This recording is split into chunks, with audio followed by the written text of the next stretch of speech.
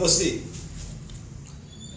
दोस्तों, आज मेरे जीवन का एक महत्वपूर्ण दिन है। 27 साल आज हम सब है इसमें अग्निपथ अखबार और पिछले कुछ सालों से ये जो हम YouTube चला रहे हैं उसके 27 साल वैसे परसों चेटी चंद को पूरे हुए, लेकिन 1998 में जब हमने इस अखबार की शुरुआत की तो उस दिन 1 अप्रैल को चेटी चंद और गुड्डी पड़वा दोनों साथ में थे। दोस्तों, तो आज उन सब बातों को चलाते चलाते 27 साल पूरे हो गए। परसों मैंने आदरणीय देव प्रकाश महाराज जी से भी आशीर्वाद लिया, काली साईं से भी, चालिया साहिब मंदिर पे भी मैं गया, राजायण माता मंदिर पे भी मैं गया। तो काफ़ी सराहना हुई कि 27 साल जो है लंबा समय है, वह सफ़र हमने पूरा किया। आज मेरे बाजू में मेरे भाई, मैं ऐसा कहूँगा, मेरे भाई, फिर मेरे दूसरे भाई विजू गेमनानी और ये राजा गेमनानी जी, राजा जवाहरलाल गेमनानी जी। हमारा एक मित्र, मेरा गुरु, मेरे लिए वह सब कुछ है, किशोर ठाकुरदास खुदाबादी, एक्सपर्ट वाले। वह किसी कारणवश कहीं गए हुए हैं, तो इसलिए हम लोग उनके उनके न होने के बाद भी कहीं गए हैं, तो हमने समय का काफ़ी इंतज़ार किया और हमने इस कार्य को शुरू किया है। तो दोस्तों, कुल मिलाकर आज 27 साल पूरे हो गए और आज से 28वां साल शुरू हो रहा है। अब मैं आगे की जानकारी आपको दे रहा हूँ। जय हिंद साथियों, आज अग्निपथ एक्सप्रेस को 27 वर्ष पूरे हुए। उस संदर्भ में आज हम मुरली खटवाणी की सारी दुनिया का इंटरव्यू लेते हैं, बड़े बड़े राजनीतियों का इंटरव्यू लेते हैं। आज हम मुरली खटवाणी जी का इंटरव्यू लेंगे कि जानेंगे उनका जीवन परिचय, उनका पत्रकारिता में क्या अनुभव है और परिवार से कैसे कैसे लगाव है। आइए जानते हैं। उससे पहले मैं श्री मुरली खटवाणी जी को हमारे अग्निपथ की सारी टीम की तरफ से हार्दिक शुभकामनाएं देता हूं और हमारे रक्षक फाउंडेशन NGO की तरफ से भी उन्हें हार्दिक ढेर सारी शुभकामनाएं। तो मुरली खटवाणी जी, मैं पहले जानना चाहूँगा आपका जीवन परिचय। दोस्तों, मेरा जन्म रायपुर, जो अब छत्तीसगढ़ है, तब मध्य प्रदेश हुआ करता था, 16/6/65 को हुआ। मैं 9 साल का था 1974 में। तो हमारा पूरा परिवार हमारे पिताजी के साथ कल्याण उल्लासनगर में हम लोग आए पहले, क्योंकि उसको कल्याण उल्लासनगर ऐसा कहा जाता था। तो वहाँ से हम लोग आए और तब से हम लोग यहाँ पर हैं। और मेरे पिता एक व्यापारी थे।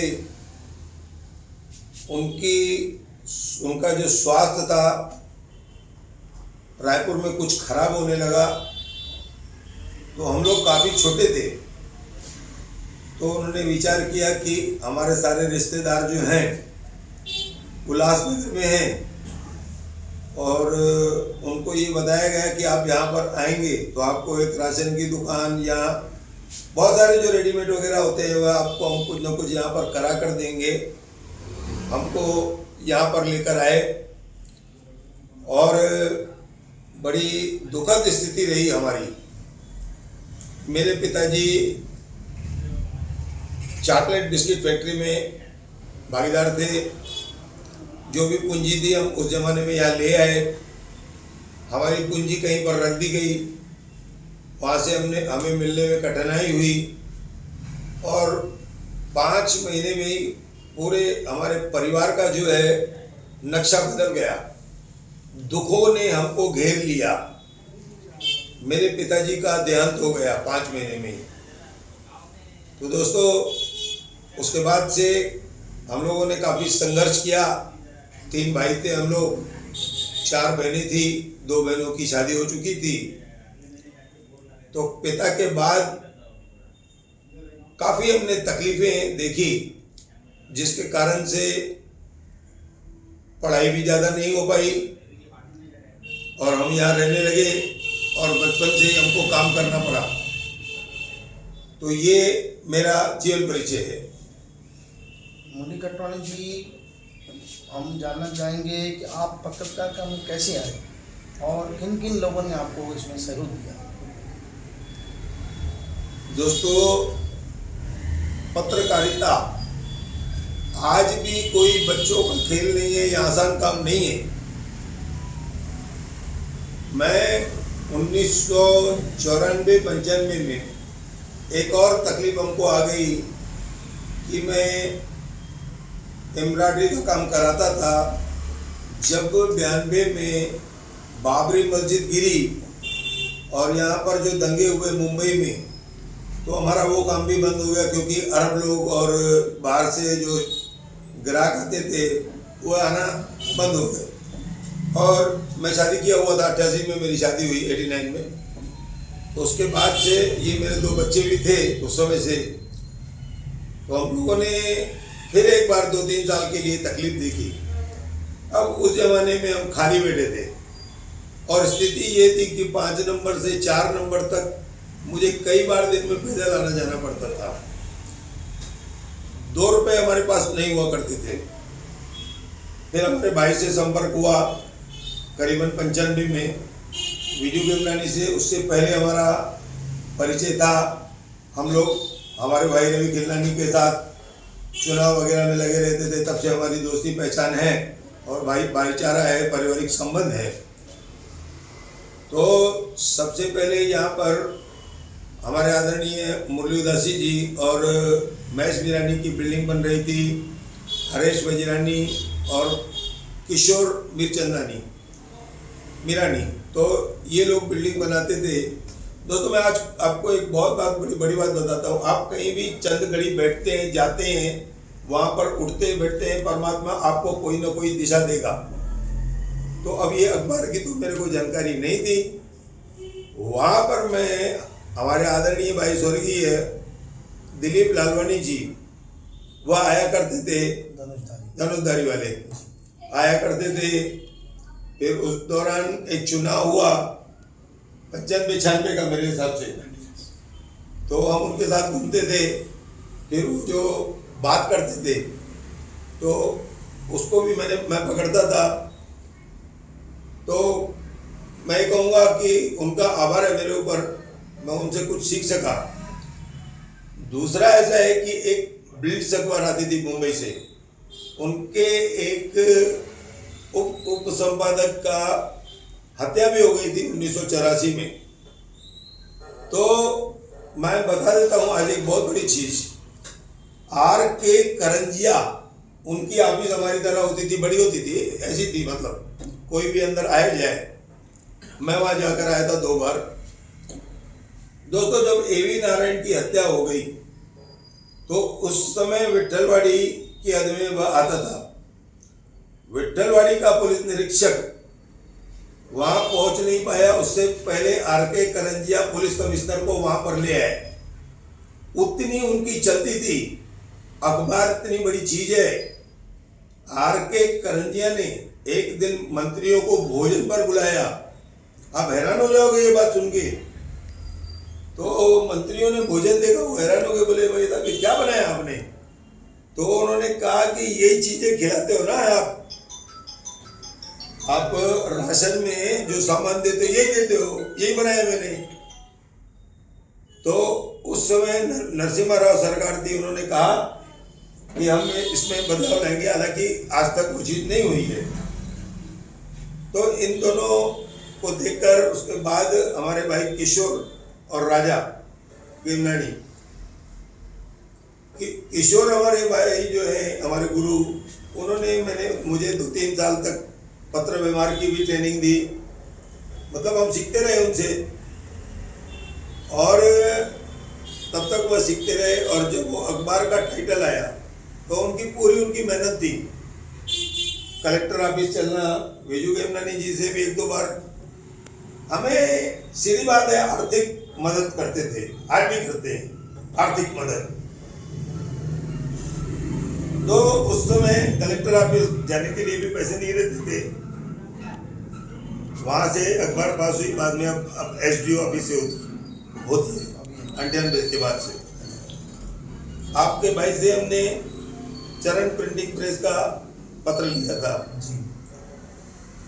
अब यहाँ पर हमारे भाई किशोर और हमारे भाई राजा बिजू, एक चीज मैं बहुत बड़ी बोल रहा हूँ, हमारे भाई पप्पी, छोटे भाई राजा गेमनानी जी के भाई है। तो इस घर से उस अखबार को चलाने के लिए जो आर्थिक सहायता चाहिए थी, मैंने राजा भाई से कहा और किशोर भाई से कि आप लोग मुझे 10 हफ्ते संभालोगे। हाँ, यहाँ एक और चीज है, हमारे पास चाणक्य अखबार भी आई जो बाद में हमने बंद कर दी, क्योंकि 2 चलाना संभव नहीं है।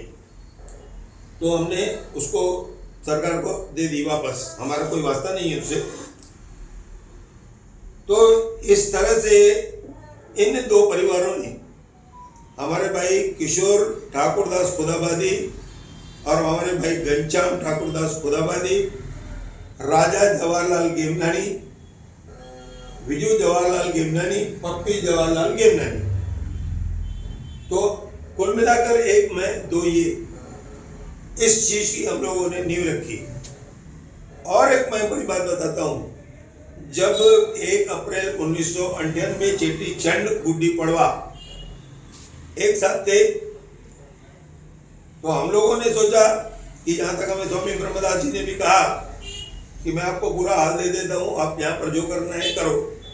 लेकिन मैं कभी कभी देखता हूँ कि जो लोग बड़ी धूमधाम से आते हैं वो चुपचाप चले जाते हैं, तो मैं चुपचाप आया हूँ। मेरे घर में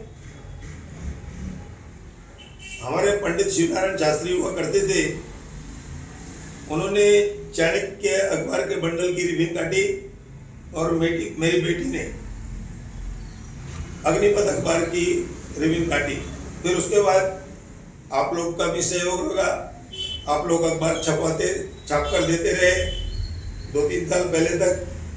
अब आप मेरे साथ हैं, खुशहाल मेरे साथ था, तो आप लोग सब लोगों का सहयोग रहा। तो कुल मिलाकर तो उस समय फिर एक बार मैं वापस आता हूँ, तो वो जो अखबार थी 20 लाख अखबार निकलती थी हफ्ते में, हिंदी, अंग्रेजी, उर्दू, मराठी, तो उनका इतना दबदबा था। लेकिन आज मैं दूसरों को नहीं कहूँगा कि आज अखबार की जो स्थिति हो गई है काफ़ी गंभीर हो गई है, और अब अखबार जो है इस चैनल में बदल गया है। प्रिंट मीडिया इलेक्ट्रॉनिक आज के दौर में जो प्रिंट मीडिया थी वो इलेक्ट्रॉनिक मीडिया में तब्दील हो गई है, और सोशल मीडिया का ज़माना है। इसके लिए वो तब्दीली बहुत ज़रूरी थी जो आपने भी की। तो ये जो चीज़ है इसमें आप लोगों का सहयोग रहा है, सब लोगों का, तो हम लोग इसमें चले आए समय से। मैं दिलीप लालवानी जी के लिए एक और बात कहूँगा, चाणक्य नीति में लिखा गया है कि जो एक अच्छा प्रवक्ता होता है वो एक अच्छा लेखक नहीं हो सकता है, लेकिन उस आदमी के अंदर दोनों चीजें थी। सही बात है। मैं कहूँगा कि मैंने भी उनसे ये प्राप्त किया। तो ये हमारे अखबार का आने का और इन भाइयों का मेरे को सहयोग मिला, उस कारण से मैं आज तक खड़ा हूँ। और आज भी कभी कोई चीज़ रहती है तो राजा भाई बोलते हैं किसी से कुछ कहो नहीं, क्या जरूरत है बता दो खाली। तो इस तरह से हमें लोगों का सहयोग मिला और हम आज तक चलते आए। मैं एक शब्द राजा गेमनानी जी के लिए कहना चाहूँगा कि वो ऐसे शख्स हैं जो पानी है ना, पानी वो आप किसी चीज़ में मिला लो उसमें घुल जाता है। बिल्कुल। तो मैं राजा गेमनानी जी को ये शब्द बोलने के लिए उत्सुक था और मैंने बोल ही दिया आज। अच्छी बात है। और एक बात जानना चाहेंगे मुरली जी आपसे। हाँ आपने पत्रकारिता में 27 वर्ष पूरे किए, जी। काफ़ी सारे उतार चढ़ाव आपने देखे होंगे, और इस पत्रकार में आज का जो दौर है, उस दौर में राजनीतिक आपके संबंध जुड़ने ही वाले हैं और आपके बहुत अच्छे संबंध जुड़ चुके हैं। तो मैं ये जानना चाहूँगा और हमारे जो चैनल के दर्शक हैं वो भी ये जानना चाहेंगे कि क्या आप आगे चल के राजनीति में प्रवेश कर सकते हैं, ऐसा कोई आपका अनुभव या ख्याल है, वो प्लीज़ बताएं। मैंने कभी नहीं सोचा है कि मैं राजनीतिक में जाऊंगा, क्योंकि मुझे उस चीज़ की कोई जानकारी नहीं है। हमारे भाई राजा गेमनानी जी, विजू गेमनानी जी और मैं कहूँगा रवि खिल्लानी जी, मेरे राजनीतिक संबंध भी सीमित हैं। सब लोग मुझे प्यार देते हैं, बुलाते हैं, लेकिन आपने देखा होगा कभी मैं 2 नंबर तक भी मुश्किल से जाता हूँ। तो हमारे ये भाई लोग, इनको जानकारी है जिस चीज़ की, तो वो कार्य इनके लिए है, इनका है। अब आगे चल कर के जो भगवान जो नियति तैयार करेगा, जिस रास्ते पे ले जाएगा, फिर उसको मैं भी नहीं रोक सकता हूँ, आप भी नहीं रोक सकते हैं। लेकिन मैं ये कहता हूँ, भगवान के सामने बैठ के मैं कोशिश करूँगा कि उस तरफ मैं नहीं जाऊँ, क्योंकि हमको उस चीज़ की जानकारी नहीं है। और परमात्मा खाली हमको सलामत रखे, तब तक आपके सहयोग से ये हमारा चलता रहे। मैं राजा गेमनानी जी से विनती करूँगा कि इस मौके पर 2 शब्द हैं। मैं सभी शहरवासियों को ये बताना चाहता हूँ कि आज मुरली खटवानी जी के पत्रकारिता में 27 वर्ष पूरे हुए, और 27 वर्ष से मैं इनके साथ जुड़ा भी हुआ हूँ, और हर किस्म की हम एक दूसरे को मदद करते रहते हैं।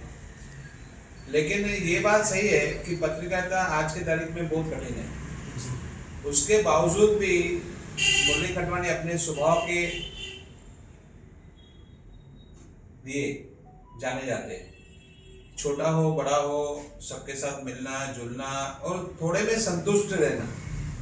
आजकल लोग कैसे हैं कि पत्रकारिता को अलग जगह पे लेके गए हैं। बिल्कुल सही। और उनकी ज़रूरतें भी ज़्यादा है, और उनकी मंजिल भी नहीं दिखती कि कहाँ पे मुझे जाके रुकना है। लेकिन मैंने बीच में कई बार मुरली खटवानी जी से अलग अलग तरीके से बात करता रहता हूँ। तो जब मैं उनसे पूछता हूँ कि सब कैसे चल रहा है, क्या चल रहा है, माहौल कैसे शहर का, आपका कैसा चल रहा है, बाकी की सब चीज़ें कैसे चल रही है, तो बहुत थोड़े में संतुष्ट रहते हैं। पत्रकारिता में इस तरीके के संतुष्ट रहना, ये भी एक कला है। उसके लिए हर इंसान को अपने मन को, दिमाग को कंट्रोल में रखना पड़ता है, जो मुरली खटवानी में मैंने कई बार देखा है कि इतने साल संघर्ष करने के बावजूद भी 27 साल तक टिके रहना और बेदाग टिके रहना, ये बहुत बड़ी बात है। तो मैं इस मौके पे 27 साल इनके पत्रकारिता के पूरे हो गए, मैं इनको 27 साल पूरे होने पर शुभेच्छा देता हूँ। और मैं चाहूँगा कि आने वाला जो जीवन है वो भी इसी तरीके से संतुष्टि से चले, और ऐसे ही स्वस्थ रहें, निरोगी रहें, और अपने जीवन के जो भी पल है वो समाज के लिए दें। जो समाज के अंदर बुराइयां हैं, जो समाज के अंदर गलत काम चल रहे हैं, उनको ये उजागर करते रहते हैं, और करना भी चाहिए, जिससे समाज के लोगों को प्रेरणा मिलती है। तो मैं वापस एक बार कहूँगा कि अग्निपथ एक्सप्रेस जो